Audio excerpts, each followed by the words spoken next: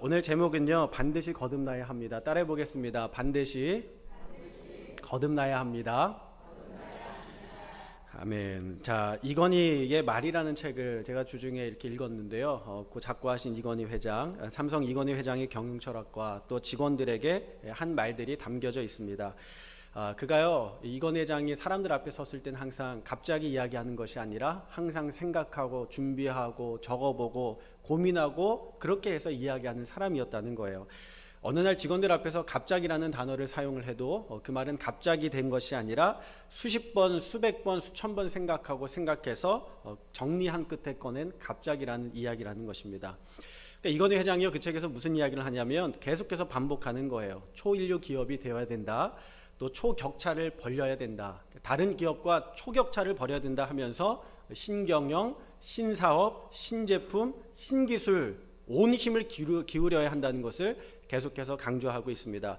그렇지 않으면 기업이 2류로 밀려나고 3류로 밀려나게 되고 결국에는 기업이 도태될 수밖에 없다는 거예요. 그래서 그가 사람들 앞에, 직원들 앞에 설 때마다 끊임없이 이야기하는 것은 개혁과 혁신과 새로운 것들을 계속해서 강조했다는 거예요. 삼성의 혁신은요, 1993년에 1호 시작되게 되는데 독일의 프랑크푸르트 선언을 통해서 시작이 됩니다. 이 프랑크푸르트에서 직원 800여 명을 모아놓고 이야기를 하기 시작해요. 국제화 시대에 변하지 않으면 영원히 2류나 3류가 됩니다. 지금처럼 잘해봐야 1.5류입니다. 우리의 목표는 초인류입니다. 그러니 마누라와 자식 빼고 다 바꿉시다 하면서 신경영을 시작했어요. 우리가 잘 알고 있는 말이죠. 마누라와 자식 빼고 다 바꿉시다. 그 이야기는 뭐냐면 변화를 해야 된다는 거예요. 달라져야 된다는 거예요. 새로워져야 된다는 거예요. 그래서 그가 매번 신년사에서 이야기할 때마다 혁신을 이야기하고 초인류, 초격차를 이야기하면서 끊임없이 직원들이 쇄신하고 변화될 것을 강조하였습니다. 왜 그렇게 변화를 강조했을까요? 변하지 않는 기업은 결국에는 밀려나고 사라질 수밖에 없기 때문에 그렇습니다. 여러분, 그러면은 어떤 게 변화하지 않는 겁니까? 어떤 게 변화하지 않는 거예요? 좋은 것을 선택하는 거예요. 내가 좋아하는 것, 그동안 해왔던 좋은 것, 그것을 선택하는 거죠. 지금이 좋사오니 지금도 잘하고 있는데 뭘 이 정도면 괜찮지 하고 생각하면서 현실에 안주하고 있는 거예요. 근데 그러한 것으로는요, 기업들이 살아날 수 없다고 이야기하는 것입니다. 그러면서 책을 읽으면서 느껴진 것은 또 2012년에 한 20년이 지난 다음에 삼성 직원들에게 강조했던 신년사가 또 제 눈에 들어왔어요. 삼성의 미래는 신사업, 신제품, 신기술에 달려있다. 기업 문화를 더 개방적이고 유연하며 혁신적으로 바꿔야 한다. 기존의 틀을 모두 깨고 오직 새로운 것만을 생각해야 된다 하면서 또다시 새로운 것을 20년이 지난 다음에도 주문을 하고 있다는 거예요. 여전히 이건희 회장은요, 새로워지기를 애쓰고 기를 쓰고 노력하는 것을 볼 수가 있습니다. 여러분, 우리가 잘 알고 있듯이 삼성이라는 기업이 우리나라에서만 인류가 아니라 전 세계 인류 기업으로 성장하기 위한 그 뒷배경에는 이건희 회장의 끊임없는 개혁과 혁신의 노력이 있었다는 것입니다. 여러분, 예수 믿는다는 게 뭡니까? 예수 믿는다는 게 뭐예요? 예수 잘 믿고 천국에 가는 게 예수 믿는 겁니까? 아니요. 예수 믿는 것은요, 변화하는 것입니다. 달라지는 것입니다. 죄에 매여서 살아왔던 내가 죄에서 돌이켜 거룩한 삶으로 변화되고 자신의 유익과 이익을 위하여 살아왔던 내가 이기적인 마음을 버리고 헌신하고 남을 위하여 사는 이타적인 모습으로 변화되는 것. 우리의 가치가 달라지고 우리의 방향이 달라지고 우리의 인생의 목적이 달라지는 것이 바로 예수 믿는 삶의 변화된 모습인 줄로 믿습니다. 오늘은요, 예수님이 이것을 무엇이라고 이야기하냐면 거듭남이다 이렇게 이야기를 하고 있는 거예요. 거듭남이다. 여러분, 변하지 않는 것은요, 죽는 것이라는 것을 우리가 깨달아야 될 줄로 믿습니다. 우리 의학적으로요, 사람의 몸은요, 평생 동안 사람의 몸은 세포로 이루어져 있는데 이 세포가 변한다는 거예요. 40번에서 60번 정도 세포 분열을 하면서 몸이 자라고 성장하고 크게 된다는 것입니다. 근데 이 세포가요, 더 이상 분열하지 않으면 어떻게 되겠습니까? 몸이 퇴화되고요, 결국에는 그 생명이 죽음에 이르게 되는 것이죠. 그러니까 다시 말하면 변하지 않는 것은 곧 죽음과도 같다. 그렇게 이야기할 수 있습니다. 여러분, 가장 큰 걸림돌이 뭐냐면, 우리가 변하고 성장하는 데 있어서 가장 큰 걸림돌이 뭐냐면 그것은 좋은 것에 만족하는 거예요. 굿 투 그레이트라는 책을 쓴 위대한 좋은 기업에서 위대한 기업으로라는 책을 쓴 짐 콜린스라는 사람은요, 이렇게 이야기를 합니다. 기업들이 인류가 되지 못하는 이유가 지금의 상태에 만족하기 때문이라는 것입니다. 지금 잘하는데 뭘 이 정도면 괜찮지. 이 정도면 괜찮지. 베드로가 예수님의 변화산에서 그런 생각을 하잖아요. 지금이 좋사오니 여기에다 초막셋을 짓고 하나는 예수님을, 하나는 모세를, 하나는 엘리야를 위하여 여기서 살면 좋겠습니다. 근데 지금에 만족하는 삶, 그러한 삶은 변화할 수 없다라는 것입니다. 위대한 것을 해야 되는데 단순히 좋은 것, 그냥 적당한 것에 머물러 있는 거예요. 저는 우리 의각교회의 신앙, 우리 성도님들의 신앙이, 그리고 우리 교회가 적당한 것에 머물러 있는 것이 아니라 위대한 것을 향하여 나아가고 더 하나님의 영광을 위하여 나아가고 하나님의 말씀에 그리스도의 장성한 분량에 이르기까지 성장할 수 있는 믿음의 사람들이 다 될 수 있기를 주님의 이름으로 축원합니다. 우리의 신앙도 마찬가지예요. 우리가 다 위기다 이야기하지만요, 변화해야 된다는 생각을 가지고 사는 사람들은 많지 않은 것 같아요. 더 성장하고 더 자라나고 더 거룩해지고 더 주님 닮아가고 더 예수님처럼 살고 더 예수님 말씀에 순종하려는 모습이 우리 가운데 있지 않는다면 우리 교회의 모습이 앞으로 10년 뒤에 20년 뒤에 어떻게 될지는 아마 저와 여러분들이 더 잘 알고 있을 것입니다.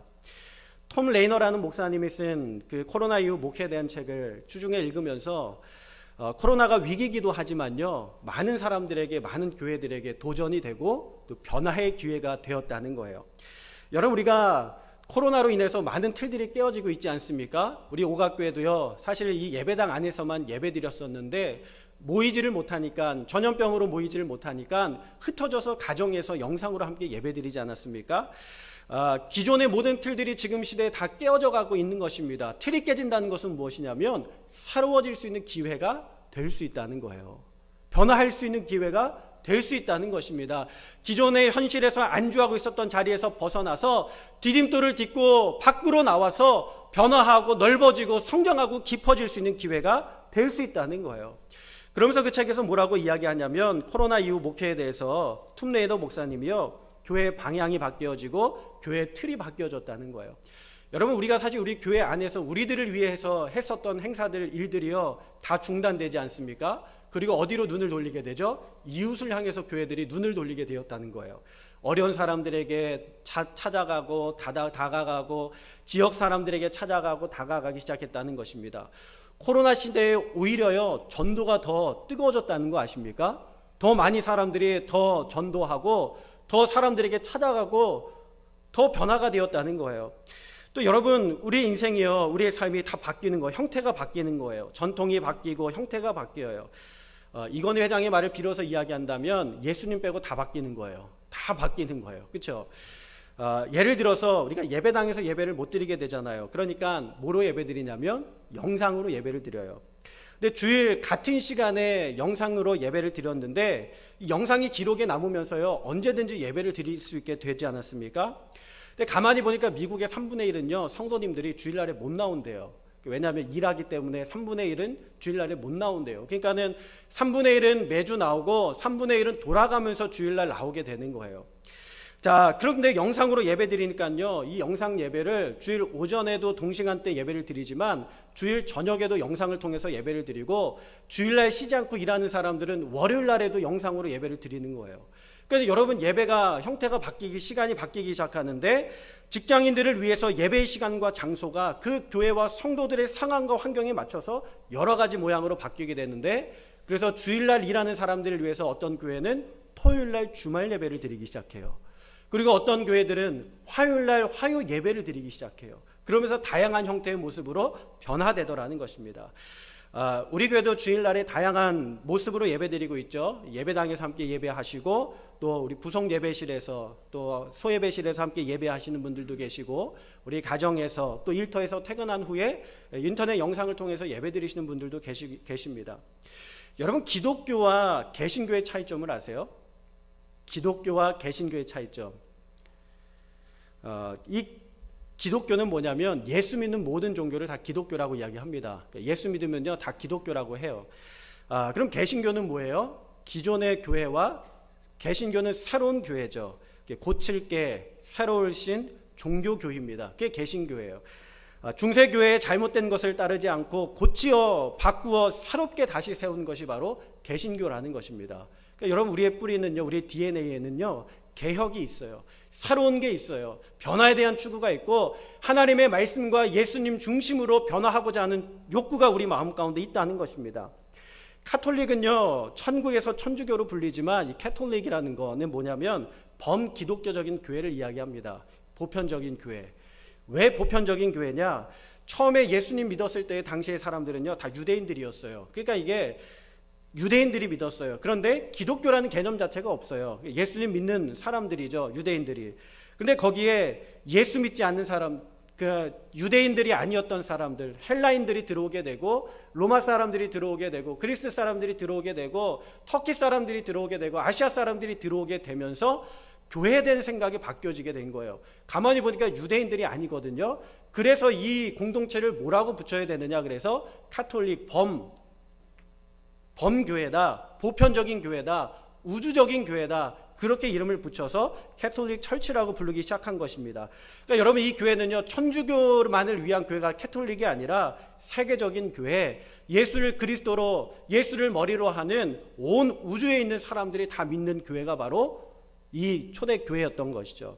그러니까 이 유대인들을 위한 교회가 아니라 세계적인 교회요, 온 우주적인 교회다. 그래서 카톨릭 처치가 탄생하게 된 것입니다. 그런데요, 교회가 변하기 시작했어요. 교회가 달라지기 시작했어요. 기득권을 가진 사람들이 권력을 남용하고 하나님보다 권력 가진 자들이 더 위에 있게 되고요, 성경에 반하는 것들을 가르치고 행하기 시작했습니다. 그게 성경에서 벗어나고 예수님의 가르침에서 벗어나게 된 거예요. 그러니까 개신교는요, 기존의 교회를 개혁하고 혁신하고 바꾸어서 성경 중심, 예수님 중심으로 다시 돌아가자 해서 거듭난 교회가 바로 개신교라는 것입니다. 이해되세요? 네. 자, 그러니까 여러분, 자부심을 가지세요. 우리가 기독교 개신교로서 신앙생활 하는 것이요 얼마나 감사하고 기쁜 일인지 모릅니다. 근데 우리는요 예수님이 말씀하신 거듭난 사람들이에요. 근데 그렇게 태동한 개신교가 어느 순간 다시 변화를 잃어버리게 됩니다. 혁신을 잃어버리게 되고 개혁을 잃어버리게 돼요. 그리고 전통으로 돌아가기 시작하고 전통을 더 중요하기 시작한 것입니다. 그 순간에 우리는 다시 옛날의 모습으로 돌아가게 되는 거예요. 저는 바라기는 이 코로나 시기를 우리가 발판으로 삼고 디딤돌로 삼아서 우리가 다시 성경 중심, 말씀 중심, 예수님 중심, 예배 중심, 기도 중심으로 돌아갈 수 있는 믿음의 교회요, 거듭난 교회가 될 수 있기를 주님의 이름으로 축원합니다. 우리가 새벽에 48일 동안 에스겔의 말씀을 함께 묵상을 했습니다. 여러분, 에스겔의 핵심의 말씀이 무엇인가? 에스겔 11장하고 36장에 나와 있는데요, 말씀이 같아요. 내가 그들에게 한 마음을 주고 그 속에 새 영을 주며 그 몸에서 돌 같은 마음을 제거하고 살처럼 부드러운 마음을 주겠다. 이것이 바로 에스겔을 향한, 이스라엘을 향한 하나님의 말씀이었어요. 에스겔 36장의 말씀에 보면 또 반복하고 계시는데요, 또 새 영을 너희 속에 두고 새 마음을 너희에게 주되 너희 육신에서 굳은 마음을 제거하고 부드러운 마음을 너희에게 줄 것이다. 여러분, 에스겔을 향한 하나님의 말씀인 것입니다.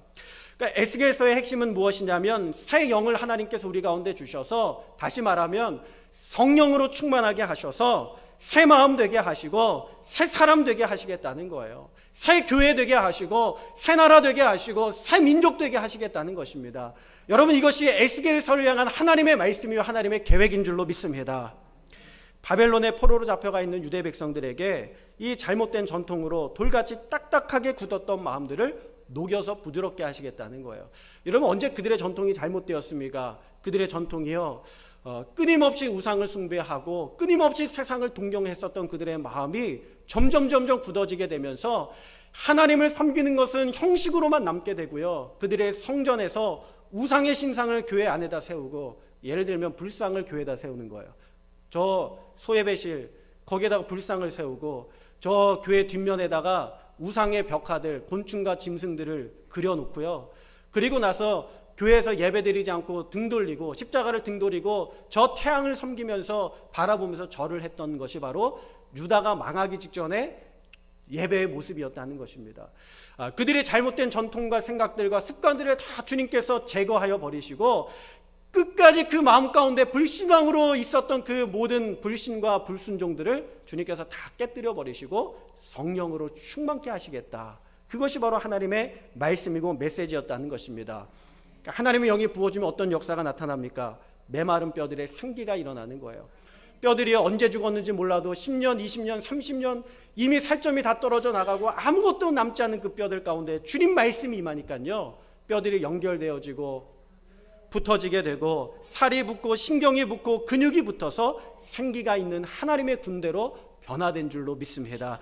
여러분, 성전에서요 생명수를 흘러내보내시겠다는 거예요. 성전에서 흘러나온 생수가 마른 땅들을 적시고 황폐한 땅들을 적시면서 풀들이 자라게 되고 꽃들이 자라게 되고 나무들이 자라서 잎이 무성하게 되고 열매 맺게 된다는 것입니다. 여러분, 물고기가 살 수 없는 사해바다, 그 짜서 도저히 사람도 살 수 없고 마실 수 없는 그 짠바다에 생명수가 흐르게 되면 고기가 살아나게 되고 생물들이 살아나게 되는 역사가 나타나게 된다는 것입니다. 여러분, 오늘 우리가요 다시 한번 하나님의 말씀, 예수 그리스도가 우리의 그리스도가 되시고 주인이 되시고 생명이 되시고 소망이 되신다는 믿음을 붙들고 살아갈 수 있는 저와 여러분이 다 되어야 될 줄로 믿습니다. 충북 음성에 가면요, 충북 음성에 가면 그 소망병원이라는 데가 있어요. 소망병원이 있어요. 사람들에게는 소망병원으로 되어 있지만 그 병원 정신병원입니다.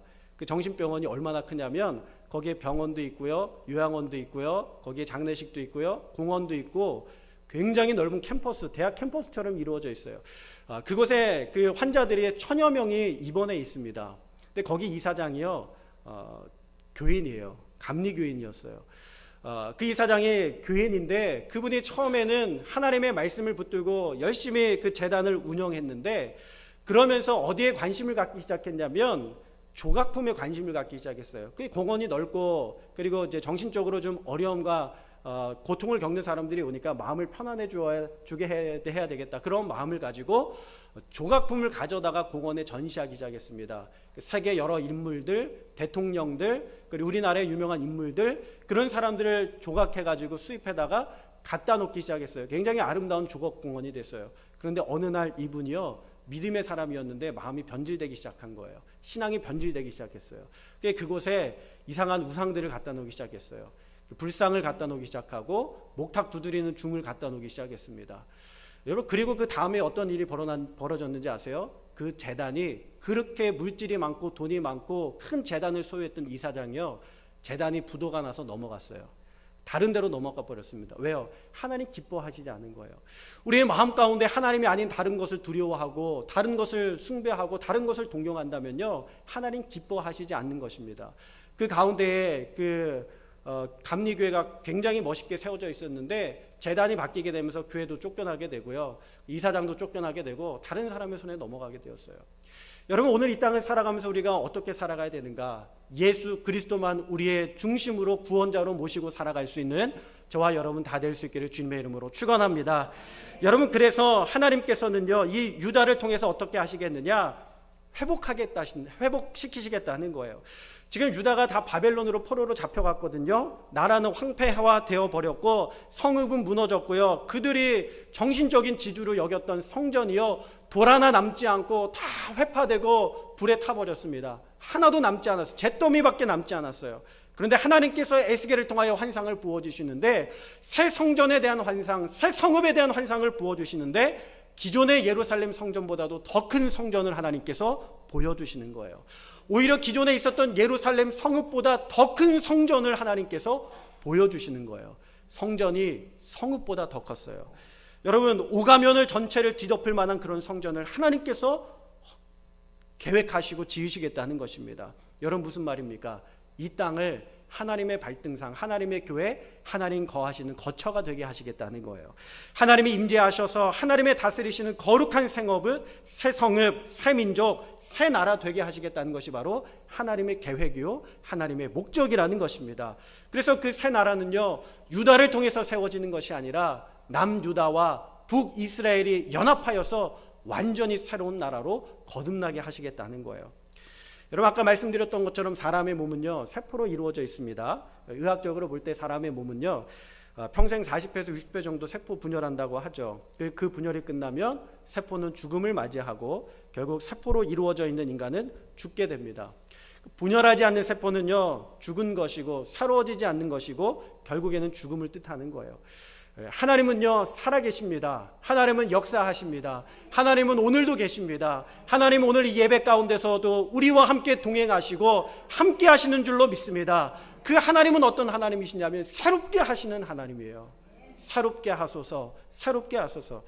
여러분, 날마다 우리가 새로워져야 될 줄로 믿습니다. 새 것이 되어야 될 줄로 믿습니다. 새 마음, 새 믿음, 새 사람이 되어야 되는 거예요. 그렇지 않으면 우리의 신앙은 죽은 신앙과 같은 것이죠. 바울이 고백하는 말이 항상 있죠. 나는 날마다 죽습니다. 나는 날마다 죽습니다.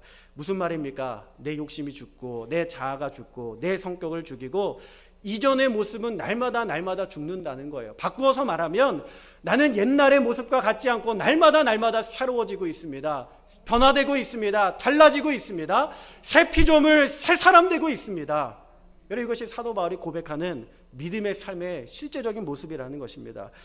여러분, 그래서 바울은 고린도후서 5장 16절에서 이렇게 이야기해요. 비록 우리의 겉사람은 낡아지나 후패하나 우리의 속사람은 날로 새로워지도다. 날로 새로워지도다. 옆에 분하고 한번 인사하겠습니다. 날로 새로워집시다.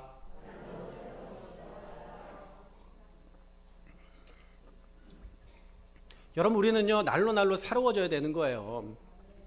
저희 막내 그 아이가 어느 날 턱을 잡으면서 이가 아프다고 그러더라고요. 가만히 이렇게 보니까 이가 썩었어요.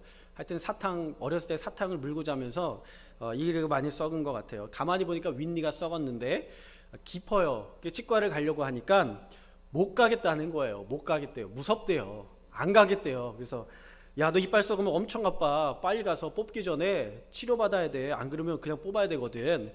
그러니까 이 아이가요, 나 무서워, 못 가. 나 안 갈 거야. 제가 뭐라고 그랬냐면, 야, 이 겁쟁이야. 그래서요, 겁쟁이야. 남자가 말이야 그 정도 가지고 무서워하면 돼? 군대도 가야 되는데? 그랬더니 용민이가 그러더라고요. 한마디 하더라고요. 나 겁쟁이야. 그래, 나 겁쟁이야. 너무 순수하게 인정을 하더라고요. 나 겁쟁이야. 거기서 더 이상 얘기를 못 하겠더라고요.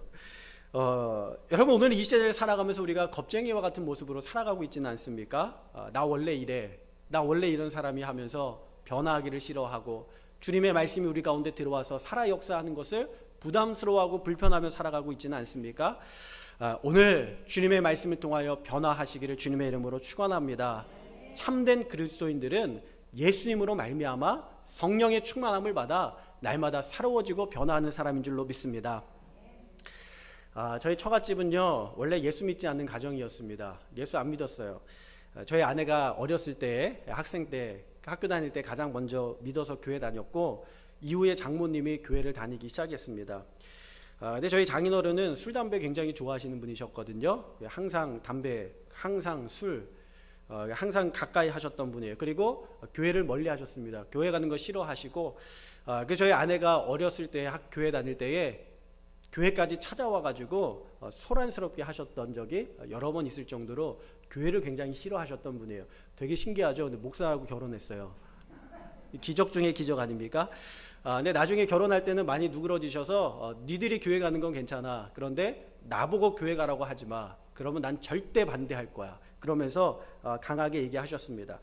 저희 첫째 아이가 태어났을 때, 아라가 태어났을 때요, 아라를 얼마나 이뻐하시고 사랑하시는지 그 아라를 위하여서요, 자기가 그렇게 좋아하고 평생 달고 살았던 담배를 끊었어요. 금연을 하기 시작했습니다. 그리고요, 이 사위가 또 목회를 하니까, 조그만 교회 단독 목회를 하니까 가끔 안 간다고 하시면서 내가 교회 다니려고 나오는 거는 아니야 그러면서 여러 번 교회에 나오셔서 주일날에 함께 예배를 가끔 드리셨어요. 굉장히 놀라운 변화가 시작되지 않았습니까? 그럼에도 불구하고 여전히 나는 교회 안 다녀, 예수 안 믿어, 이렇게 이야기를 하셨어요. 그런데 그러고 나서 한참 후에 원주로 이사를 가셨어요. 한참 뒤에 원주를 이사 가셔서 최근 일이죠. 한 3, 4년 정도 된 일인데, 원주로 이사하시고 나서 교회에 나가시더니 3년 전에 세례를 받으시고요. 재작년에 세례를 받으시고 작년에 집사직분을 받으셨습니다. 남 이야기라고 별로 안 좋아하시는 것 같은데 믿어지시면 크게 아멘 하시기 바랍니다. 네, 아멘 하시면 여러분들에게 복이 돌아가는 거예요. 자, 그래서요, 작년엔 집사직분을 받고 나서 안 받는다 하더니 세례 받고 집사직분 받고 나서 지금은 교회에서 사세요. 저희 장모님이 권사신데 코로나로 인해서 영상으로 예배드리자고 하니까요, 장인어른이 무슨 말이냐며 새벽 첫 예배에 가서 예배드리자고 장모님을 끌고 나가고 혼자 나가고 그러신다는 거예요. 이번에 겨울에 굉장히 추웠잖아요. 한파로 그 교회도 다니던 교회도 이렇게 수도가 터지고 여러 가지 문제가 생긴 것 같아요. 수도가 터지니까요. 그 교회 신앙생활을 오래 하시는 분들도 교회가 커요. 수십 명, 수백 명이 있는데 불구하고 한 걸음에 달려 나가서 교회 가서요. 수도 고치고 배관 고치고.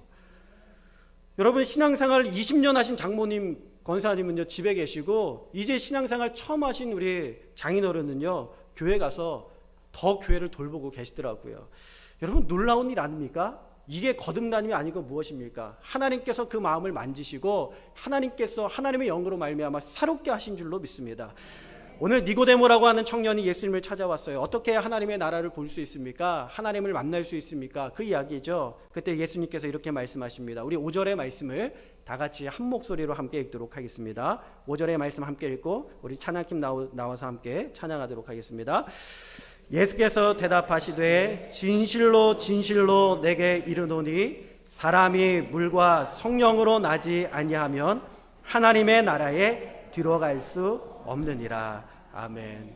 여러분 물은 세례요. 다 나와요. 괜찮아요. 물은 세례요. 성령은 하나님의 영으로 세례를 받는 것입니다. 저는 우리 오각교회 성도님들이 성령으로 세례를 받고 성령으로 충만함을 받고 성령에 사로잡혀 살아가는, 그래서 날마다 우리의 삶이 거듭나고 새로워지는 믿음의 삶이 되기를 주님의 이름으로 축원합니다. 아멘. 여러분 신앙생활 하시면서 고민하시는 분들 계시죠? 내 신앙생활은 왜 이렇게 건조하고 무미하고 왜 이렇게 변화가 없을까? 성령님으로 사로잡히지 않았기 때문에 그렇습니다. 오늘 이 시간에 기도하실 때에 성령 하나님 임재하여 주옵소서. 성령 하나님 내 마음을 뜨겁게 하여 주옵소서. 아멘. 새 사람 새 마음 새 신앙 되게 하여 주시옵소서. 아멘. 우리 함께 찬양하시고 그렇게 고백하는 시간이 되기를 소원합니다.